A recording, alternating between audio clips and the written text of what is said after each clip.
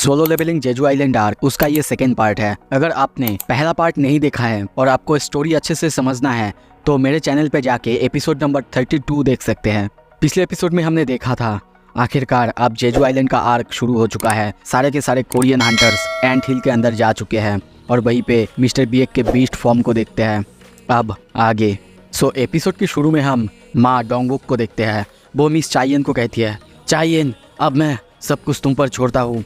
चाइयन को देखते हैं। चाइयन बहुत ही जोर से अपना तलवार जमीन पे मारती है जिससे वहाँ पे बहुत ही खतरनाक एक माना वेब तैयार होता है। उसकी इस अटैक का नाम है क्वैक ऑफ प्रोपोगेशन। और कुछ ही देर बाद हम देखते हैं सारे के सारे एंड्स उसके सामने हैं। वो सारे के सारे एंड्स को एक एक करके मारने लगता है।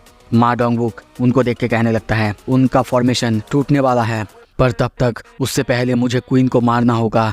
जब तक कि उसके गार्ड्स को वो मार रही है उसके सामने हम क्वीन को देखते हैं जो कि बहुत ज़्यादा खतरनाक लग रहा है, उससे बहुत ज़्यादा बड़ा है। और वो उसे देखते हुए कहता है यहाँ देखो। कैमरामैन को देखते हैं, वो उनकी तरफ देखते हुए डरा और सहमा हुआ है। वो देख के सोचने लगता है असली फाइट अब शुरू होने वाला है। तभी उसके हेडफोन में उससे कहा जाता है हम लोगों ने 80% प्लस व्यूअरशिप अचीव कर ली है, जल्दी जल्दी बेटर एंगल हमें दिखाओ। वो बेटर एंगल दिखाने के लिए आगे जाने लगता है, पर तभी उसे पीछे से मिन बीइंग को खींच लेता है और कहता है हम अभी इस रैंक डंजन के बॉस लेयर में हैं। अगर तुम्हें पता है ये क्या चीज़ है तो प्लीज़ आगे मत जाओ। आई होप कि तुम समझ सकते हो मैं किस बारे में बात कर रहा हूँ। और वो उसे बाहर रख के आगे जाने लगता है।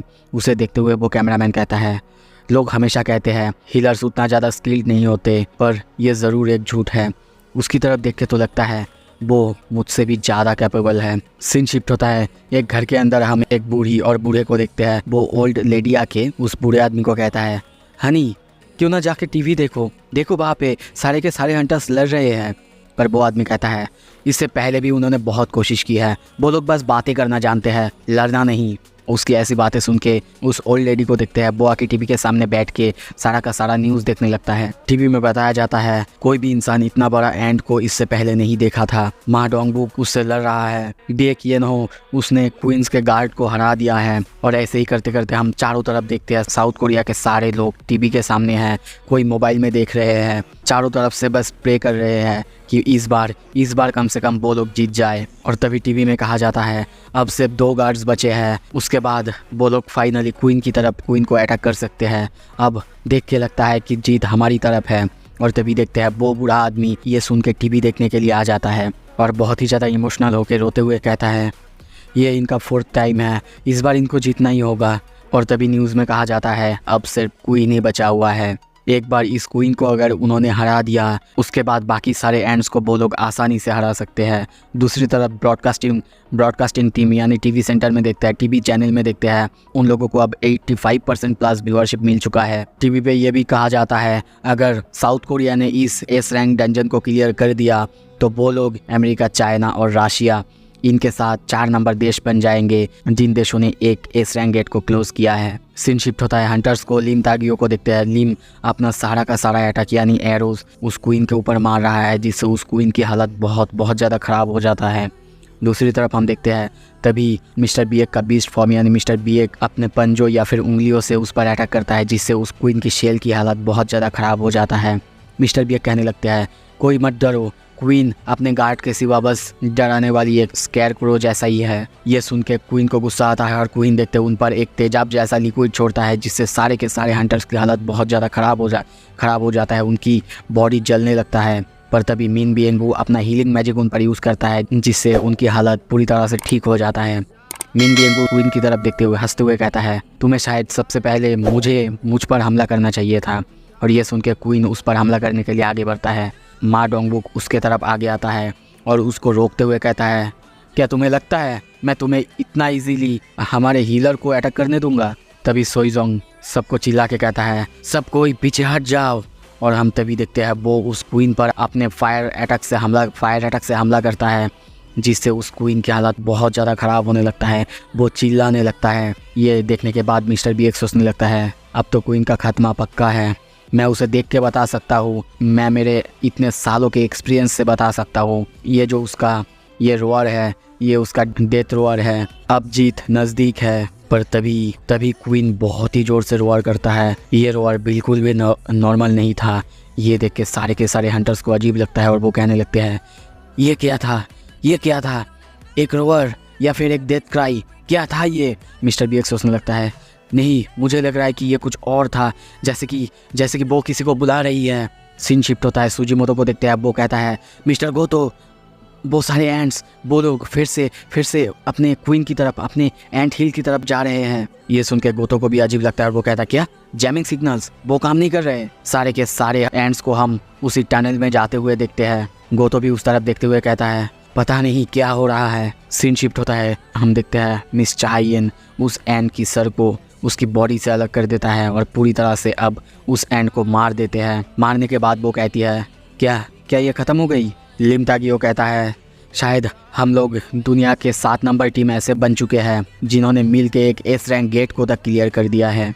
पर मिस्टर बी कहता है, नहीं कुछ तो अजीब है, कुछ तो अजीब लग रहा है। और तभी माँ डोंगबुक कहता है, नहीं रुको, वो एंड्स वो सब इस टनल के अंदर आ रहे हैं, हमें जल्दी यहाँ से बाहर जाना ही होगा। उनको कुछ भी समझ में नहीं आता कि जापानीज हंटर्स ने क्या किया, क्योंकि उनके ऊपर ये जिम्मा था कि सारे के सारे एंड्स को उनको बाहर ही रोक के रखना था। पर तभी सोईजोंग उसके बैरियर को टूटते हुए महसूस करता है और तभी उन सबको कुछ ऐसा फील होता है जिसके बारे में उन सब ने सोचा भी नहीं था। उनको अजीब लगने लगता है, किसी बहुत ज़्यादा पावरफुल एंटिटी की महसूस होता है। और तभी वहाँ पे एक एंट को आगे आते हुए देखते हैं। मिस्टर बी उसको आते हुए देख के चिल्ला के कहता है, नहीं ये तो कोई सेंस नहीं बनाता। धीरे धीरे हम उस एंट को आते हुए देखते हैं और वो आते ही उन सब के सामने बहुत ही पावरफुल एक रोअर करता है। ये देख के सारे हंटर्स की पूरी तरह से फट चुका है।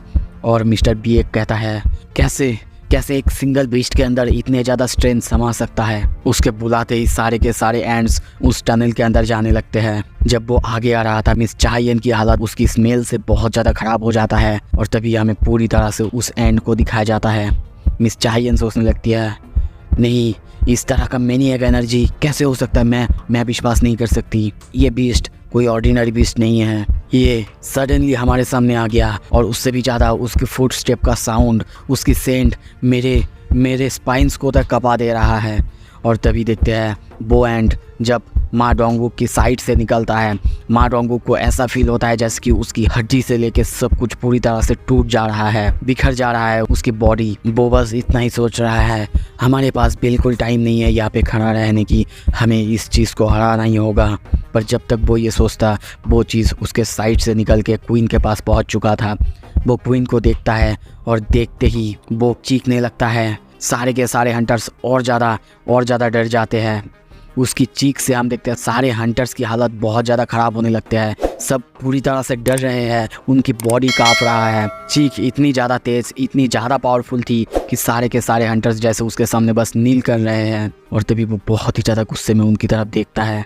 मिस चाइयन किसी तरीके से उठती है और शायद उस पर हमला करने के लिए आगे बढ़ती, पर उससे पहले ही हम देखते हैं वो एंड इंस्टेंटली उसके पास आके एक ही पंच में उसे बहुत दूर फेंक देता है, जिससे मिस चाइयन की हालत देखते बहुत ज़्यादा ख़राब हो जाता है। उसके मुंह से खून निकल जाता है और वो वहीं पे बेहोश हो जाती है।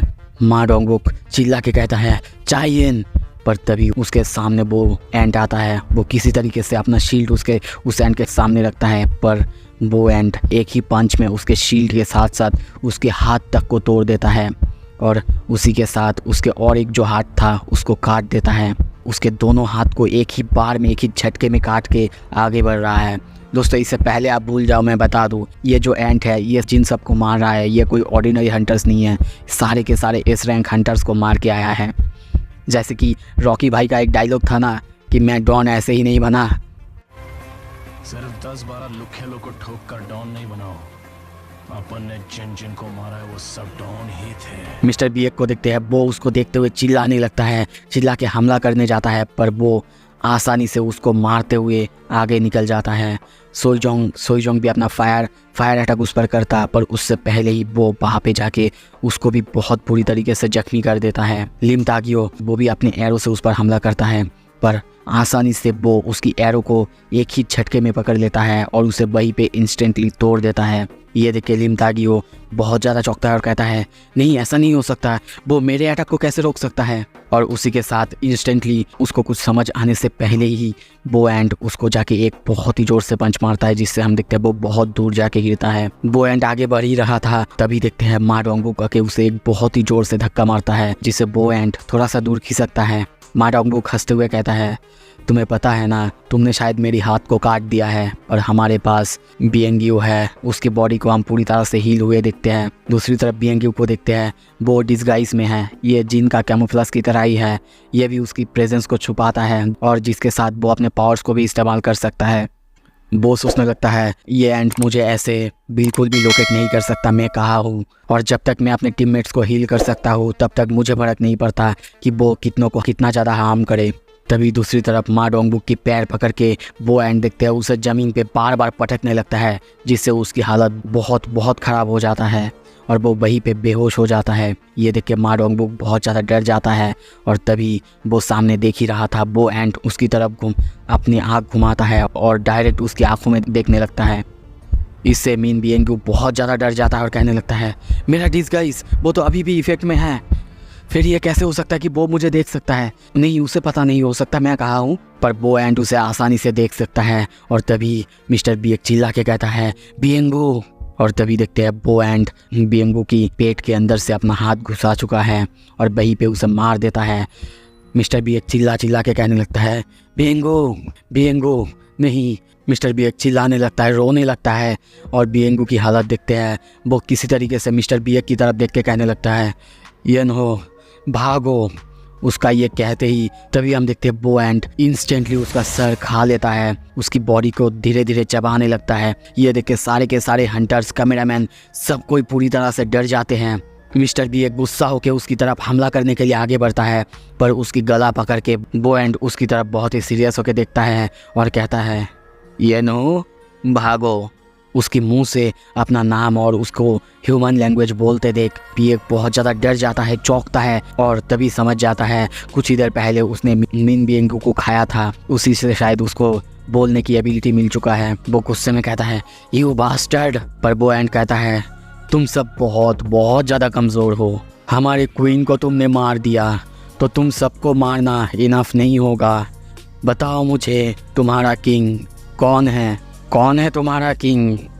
बीएक कहता है क्या किंग। वो एंड एक एक करके सारे हंटर्स की तरफ देखने लगता है, सबकी तरफ देखते हुए वो कहता है नहीं, तुम में से कोई नहीं है, बाहर से मुझे मिल रहा है कोई ऐसा प्रेजेंस जो कि थोड़ा सा स्ट्रांग है। और तभी उन सबको वहाँ पे फेंकते हुए वो बाहर की तरफ दौड़ने लगता है और बीएक की देखते हैं उसकी हालत बहुत ज़्यादा ख़राब है, वो अब अपने नॉर्मल रूप में आ चुका है और कहता है क्या बाहर, मतलब वो गोतो रियूजी की तरफ जा रहा है, उसके वापस आने से पहले ही हमें इस जगह को छोड़ना होगा। पर तभी सारे के सारे एंड्स उस हिल के अंदर आ चुके हैं, सारे के सारे हंटर्स की हालत बहुत ज़्यादा ख़राब हो जाता है।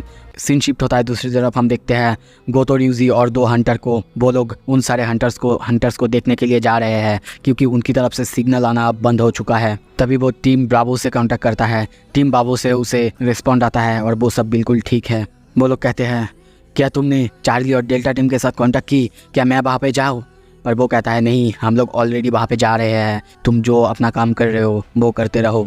तभी उसके हेडफोन में आवाज़ आता है गोतो ये मैं हूँ। वो कहता है hello mister Matsumoto. Scene shift होता है किसी और जगह, चाइना के करीब समुंदर में देखते हैं। आगे बढ़ने से पहले बता दूँ ये लोग चाइनीज़ में बात कर रहे हैं। वो कहने लगता है देख के तो लगता है साउथ कोरिया ने एक बहुत ही खतरनाक मिशन लिया है, पर आई हाईली डाउट कि एंड्स इतने दूर चाइना तक आ जाएंगे। फिर भी अगर जापानीज़ हंटर्स इतने दूर साउथ कोरिया की मदद कर रहे हैं तो इसमें शायद उनकी कुछ पर्सनल इंटरेस्ट भी होगा। गोतो रियूजी को नेशनल लेवल हंटर बनना है। दूसरा आदमी कहता है हाँ सर, मैं भी यही सोचता हूँ, और इसके पहले का जो भी नेशनल हंटर्स रह चुके हैं वो सारे के सारे एक बार अपने जीवन में एक एस रैंक गेट को क्लियर कर चुके हैं।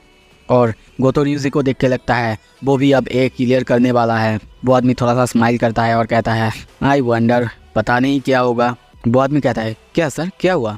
ऐसा कुछ नहीं है, बस लगता है कि ये एक परफेक्ट एक्सक्यूज़ है, अभी भी गोतो रियूजी को बहुत बहुत दूर जाना है। उस आदमी को कुछ समझ में नहीं आता। वो कहता है आपको सच में यही लगता है कैप्टन? कैप्टन अपना कैप पहनते हुए कहता है, अगर तुम्हें कभी मौका मिले तो ल्यूज जिगान की एक्शन को देखना, तुम समझ जाओगे मैं क्या बोलने की कोशिश कर रहा हूँ। उसका बस एक इनकाउंटर चाहिए तुम्हें उसका फ़ैन बनाने के लिए। पर पता नहीं क्यों मुझे इतना लग रहा है कि ये वाला रेड एक नहीं तो एक देश के लिए बहुत बहुत ज़्यादा लॉसेस लाने वाला है। सीन शिफ्ट होता है। गोतो र्यूजी अब उन सारे हंटर्स के पास आ चुका है। आके उनको देख के वो पूरी तरह से चौंक जाता है क्योंकि उसके सामने सारे हंटर्स की डेड बॉडी पड़ा हुआ है। वो उनकी डेड बॉडीज़ को देख ही रहा था, तभी हेडफोन में आवाज़ आता है, क्या कुछ हुआ है? वो कहता है, कुछ हंटर्स मर चुके हैं सर, पर आपको चिंता करने की ज़रूरत नहीं है।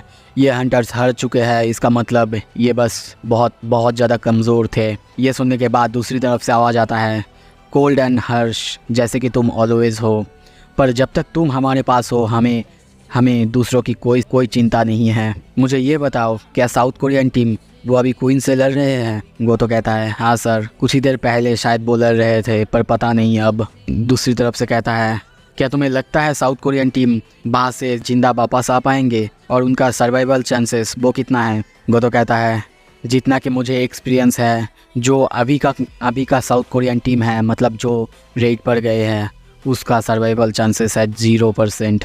ये सुन के दूसरा आदमी हंसने लगता है और कहता है, फिर तो न्यूज़ में हेडलाइन बहुत अच्छा होगा कि जापानीज हंटर्स ने अपने पूरी ताकत से मदद की, पर फिर भी उन लोगों ने साउथ कोरियन हंटर्स को बचा नहीं पाए। पर गोतो अपने नेशनल लेवल हंटर बनने के रास्ते में और एक धाप आगे आ चुका है। और तभी वो कहता है, तुम आगे बढ़ो और अपना काम करो, और वैसे भी हमारा जो अल्टीमेट गोल है पूरी तरह से south Korean S rank hunters को ख़त्म कर देना, वो पूरा हो रहा है, सो आगे बढ़ो। ये सुन के गोतो कहता है, समझ गया सर। वो लोग अभी बातें कर ही रहे थे, तभी देखते हैं गोतो को पीछे से कुछ महसूस होता है और तभी उसके साइड से इशिदा की गला पूरी तरह से कट जाता है। ये देख के दूसरा हंटर चिल्ला के कहता है, इशिदा। गोतो सोचने लगता है ये कोई ऑर्डिनरी एंट नहीं है, और तभी कहता है, जाओ, इसे मैं संभालता हूँ। मिनोरू, तुम जाओ और ब्रावो टीम को ज्वाइन करो। मिनोरू कोशिश करता है कि वो यहाँ पे रुक जाए, पर गोतो कहता है, देखो ये बीस्ट बहुत ज़्यादा स्ट्रॉन्ग है, तो बस तुम मेरे रास्ते में आओगे। सच में ये जो एंट है इसका प्रेजेंस बहुत ज़्यादा थ्रेटनिंग है। और तभी देखते हैं वो भी फाइट के लिए तैयार होता है। उसके सामने हम उसी एंट को देखते हैं। वो कहता है, क्या तुम हो किंग? और उसके हाथ में इशिदा की सर को देखते हैं। ये सुन के गोतो हंसने लगता है और कहता है, एक एंट जो कि ह्यूमंस की लैंग्वेज बोल सकता है। और कहता है, क्या पूछा तुमने? मैं किंग? हाँ, मैं ही हूँ किंग। वो एंट हंसने लगता है और तभी देखते हैं वो अपने रेज या फिर अपने मैजिक का इस्तेमाल करता है, रोआर करने लगता है।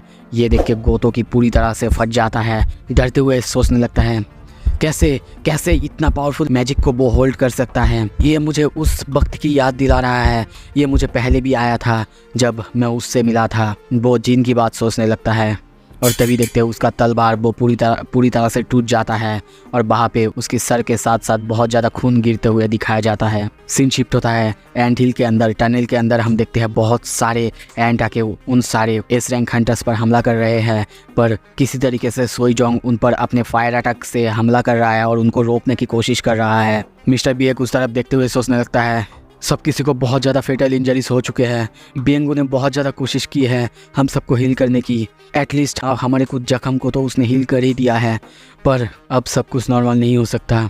हम में से सोईजोंग सबसे ज़्यादा बेस्ट हंटर है और हम अब सिर्फ उसी पर भरोसा कर सकते हैं, पर मुझे नहीं लगता हम सब इनफ है उसे हराने के लिए। सोईजोंग को देखते हैं वो किसी तरीके से अपने फायर अटैक से उन एंट को रोकने की कोशिश कर रहा है, पर फिर भी वो सारे एंट्स ज़्यादा कुछ नहीं हो रहा है और सबके सब मिलके उन सब पर हमला करने के लिए आगे आ रहा है। ये देख के मिस्टर बी एक बहुत ज़्यादा घबराया हुआ है, उसकी बॉडी से पसीना आ रहा है। वो सोचने लगता है, क्या सब कुछ ऐसे ही ख़त्म होगा? पर तभी उसकी शैडो से हम जिन का शैडो सोल्जर निकलते हुए देखते हैं और तभी देखते हैं एक शैडो सोल्जर निकल के उन सारे एंट्स को रोकने की कोशिश कर रहा है। ये देख के मिस्टर बी एक चौंकते हुए कहता है, क्या एक ब्लैक सोल्जर? क्या वो? और तभी उस शैडो को देखते हैं वो अपने पावर की मदद से जिन को बुलाता है जो कि साउथ कोरिया के सिटी में है, और वो भी ये समझ चुका है, वो भी अपने शैडो की पुकार समझ जाता है और कहता है, एक्सचेंज। सो इसी के साथ ये एपिसोड यहाँ पे ख़त्म करते हैं। अगला एपिसोड बहुत जल्द लाऊंगा। देखने के लिए बहुत बहुत शुक्रिया।